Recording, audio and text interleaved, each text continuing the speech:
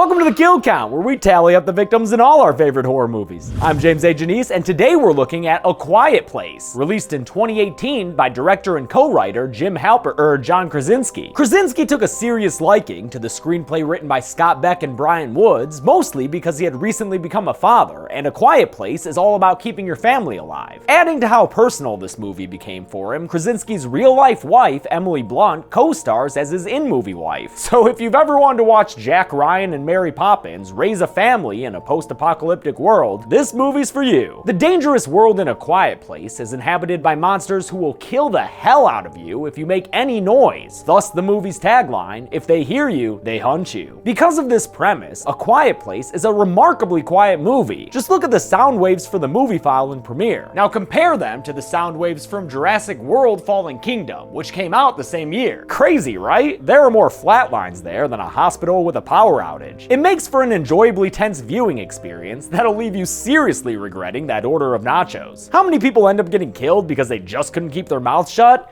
Shh, let's find out and get to them. The movie begins 89 days after an alien invasion that's left towns like this one completely deserted. Amidst this silent emptiness, the Abbott family scavenges for medical supplies. Mother Evelyn, a doctor, knows just what to get for her ailing son Marcus, although she has to be very careful not to make any noise while she's grabbing it. Here you go, Marcus. Pills are good. Pills are good. The youngest child in the family is little boy Bo, and he's not as careful as his mom when it comes to being quiet. Luckily, he's got older sister Reagan looking out for him and keeping everyone not killed. Reagan is a deaf character played by actually deaf actress Millicent Simmons, who helped teach the rest of the cast the American Sign Language they use throughout this movie. As they're getting ready to leave, Bo walks up to them, and the rest of the family reacts like he's pointing a gun at him. Turns out he's just got a noise-making rocket ship toy that Father Lee has to disable by way of removing the batteries. Listen to your pops, kid. That toy's too loud. As the family leaves the pharmacy, Reagan tries to be a good sister and give Bo his toy back, telling him to keep that shit on the DL. Snitches get stitches, Bo. But unbeknownst to her, that little bastard grabs the batteries on his way out too. And so it's not long after this family starts heading back home, walking carefully along a sand-strewn path to keep their footsteps quiet, that things go wrong. It happens after we're introduced to a great feature of this film, the way it jumps between different hearing perspectives of the characters.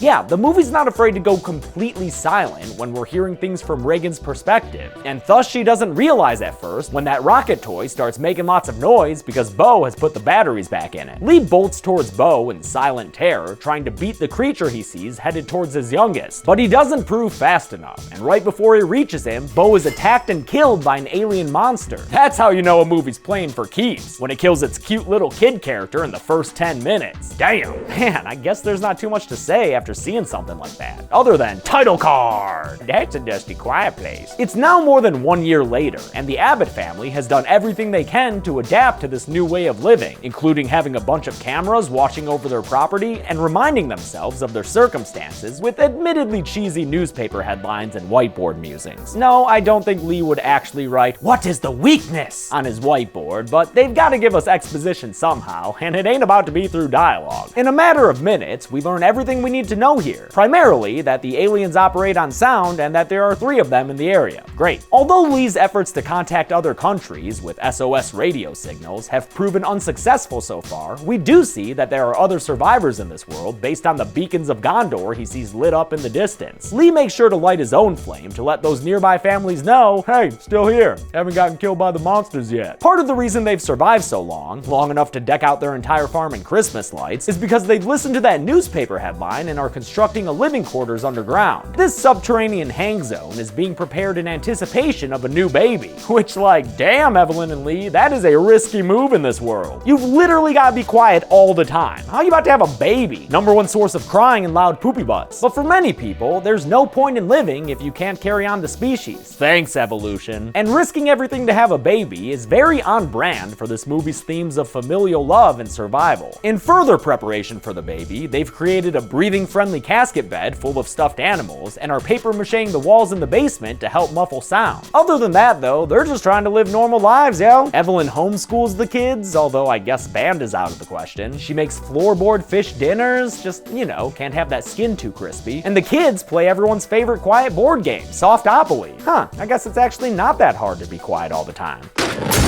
Oh shit! Lee puts out the fire, but they're worried the damage is done. Was that noise loud enough to bring upon the wrath of the Sonic Hunters? A noise on the roof seems to suggest so, but when Lee goes to check out the window, oh, it was just a couple of cute trash bandits. Can't be squealing all loud like that, little buddies, or else you're gonna wind up being alien food. Lee spends a lot of his time trying to educate himself about the human ear so he can fix up Reagan's cochlear implant.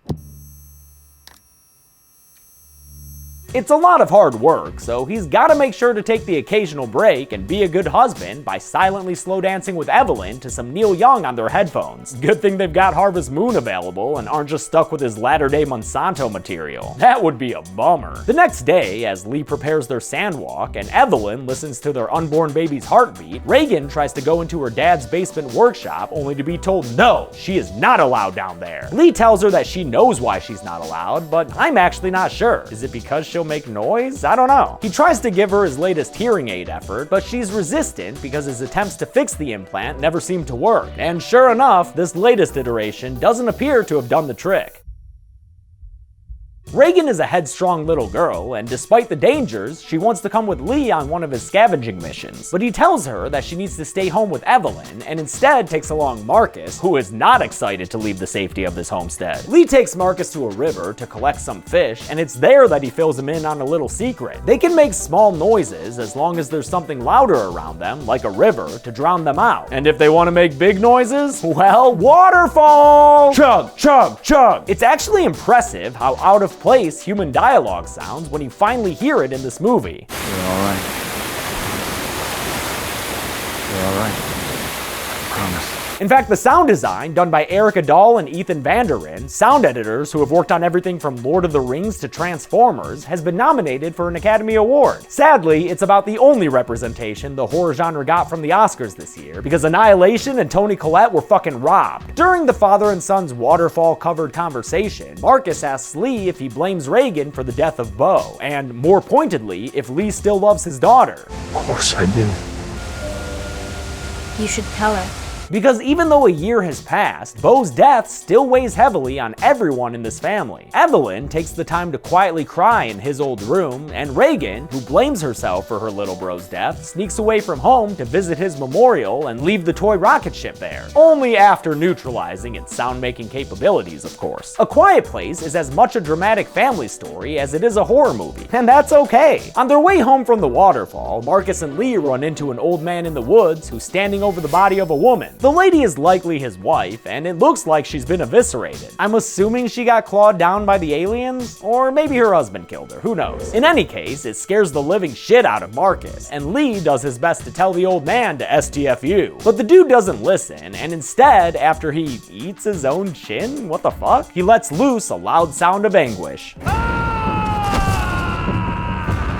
Lee and Marcus hide as the guy gets killed in an apparent suicide by monster. Hey, to be fair, it seems like the monsters kill you quickly, so if you're looking to go out, might as well cause a ruckus and do it that way. Back at home, Evelyn's menial laundry work ends up being a forebearer of danger after she accidentally exposes a nail in the steps. That proves to be pretty inconvenient later on, after she discovers that her water has broken. As she heads downstairs to flip on a warning light, she steps right onto the newly freed nail. But thankfully, Evelyn is one tough lady, and she manages to stay quiet even as she has to pry her own foot free. Unfortunately, during this incident, she knocked over a glass picture frame, so after she makes it over to a light switch and activates the red warning lights they've strung outside on their farm, she goes to return upstairs only to find there's an alien in the house. And I don't think it's here to be a midwife monster. Evelyn thinks fast and sets an egg timer on a shelf, then bloodily steps her way over to the other side of the basement to hide. The monster comes downstairs and, with its super gross super hearing, detects the ticking ticking of the egg timer. After the alarm goes off, the alien freaks out and attacks it, affording Evelyn the chance to escape upstairs. Lee and Marcus make it back home and see the red warning lights, which sends them into a panic. Lee assigns Marcus to rocket duty so he can create a distraction and save Evelyn, who by now has made it into a bathtub where she's painfully awaiting to give birth, biting her tongue to stay hidden from the monster creeping up behind her. Luckily, Marcus doesn't take a long time, and he becomes a rocket man right before it's too late.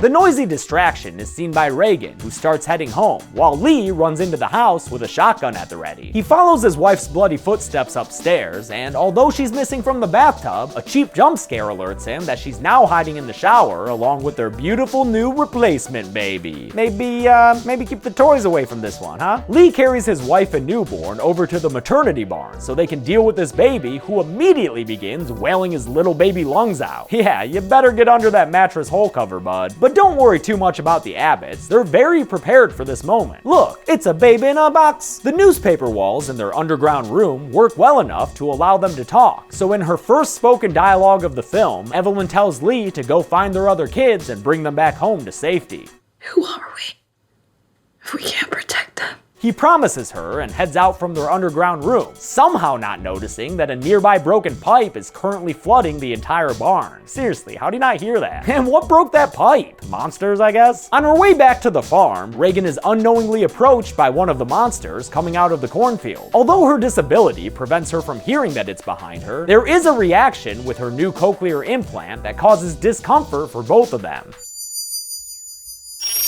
The noise ends up being so painful to the alien monster that it runs away, and when the implant quiets down in response, Reagan realizes that she's got some monster radar in her head. I think, right? Is that what she's realizing there? She continues on her way and meets up with Marcus, so together they head to the top of the grain silo and light a signal fire to show where they are. But eventually they run out of lighter fluid, and although Marcus wants to stay there, believing that Lee will come for them, Reagan doesn't have as much faith in their patriarchal protector. Back in the barn, the broken pipe has by now flooded the underground safety chamber, leading the newborn Abbott baby to find itself in a real Moses situation. Even worse, one of those monsters is somehow downstairs now, so Evelyn has to very quietly grab her baby and hide behind this makeshift waterfall while the monster clicks at her to use its echolocation like a dolphin. Makes sense, it's like I always say, dolphins are the alien monsters of the sea. Before it can fully detect her though, the argument between the kids leads Marcus to fall through the grain silo roof, and that noise distracts the alien away from Evelyn and the baby. It also alerts Lee to where his children are, and he watches as the monster runs towards the sound like a goddamn velociraptor. Reagan jumps down to save her brother from grain entrapment, which, like I mentioned in the jigsaw kill count, is a seriously scary way to die. Oh, also, fun fact that I really like, apparently the filmmakers spent their budget locally, including hiring local farmers to grow the 20 tons of corn needed for this scene. They also actually built that 70-foot silo and planted cornfields on the farm a year before production began. So they kinda helped revitalize this little farming area in upstate New York. The kids avoid drowning in grain thanks to a flat piece of wreckage that they both managed to get on top of. See, Jack and Rose, 2 people can fit. It's not that hard. Unfortunately, this whole corny mishap has caused way too much noise already. The kids shield themselves from the monster, who gets agitated over the feedback from Reagan's cochlear implant, and eventually gets so incensed that it runs away from them, tearing itself free through the side of the silo. Them monster claws be sharp, son. Lee gets over to the silo and finally reunites with his children, but after a brief check-in with each other, they hear the monster nearby, so he sends the kids to a truck that they have situated on a hill in case of emergencies. Lee arms himself with an axe, but he's too slow against the monster, who knocks him aside and causes Marcus to call out. The feedback in the cochlear implant gets to be too much for Reagan to handle, so she turns it off, inadvertently leaving them vulnerable to the monster when it charges at the truck to attack them. Lee gets back up and sees that his children are in jeopardy, but he knows that he doesn't have the strength to fight the monster off, and so he decides to do the only thing he can think of. He signs to his daughter that he loves her, in fact, that he has always loved her, and then gives her and his son the chance to escape with their lives.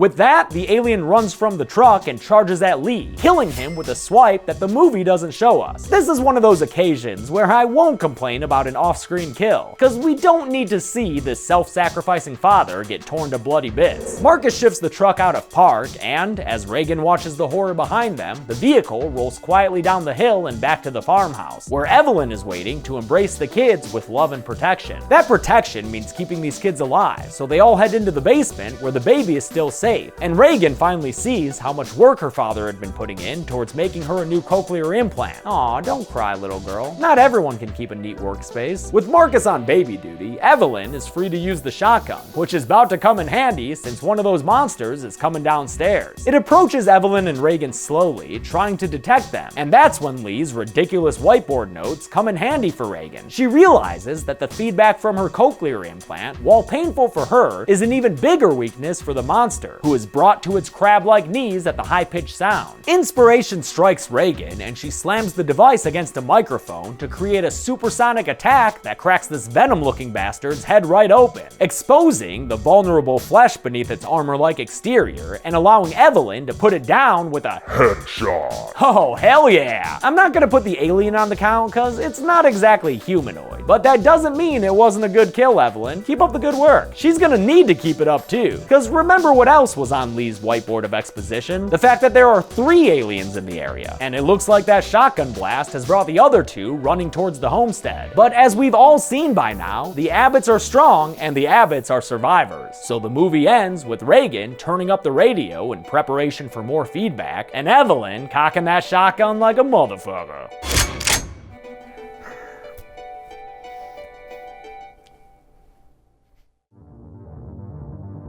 There were only 4 kills in A Quiet Place, and the victims consisted of 1 woman and 3 dudes, although that first dude was a real little dude. With a runtime of 90 minutes, that left us with a kill on average every 22.5 minutes. I'll give the golden chainsaw for coolest kill to Bo. It's not particularly graphic, but it was obviously super impactful, not only to the viewing audience, but also to the characters, who never quite got over it. Dull machete for lamest kill will go to the woman in the woods they found already dead, or the man in the woods, since there was even less blood involved? I don't know. This movie's not really about the kills. And that's it. A Quiet Place was released in 2018 and has a sequel in development slated for May of 2020. I'll have another episode for you next week, but until then, I'm James A. Janice.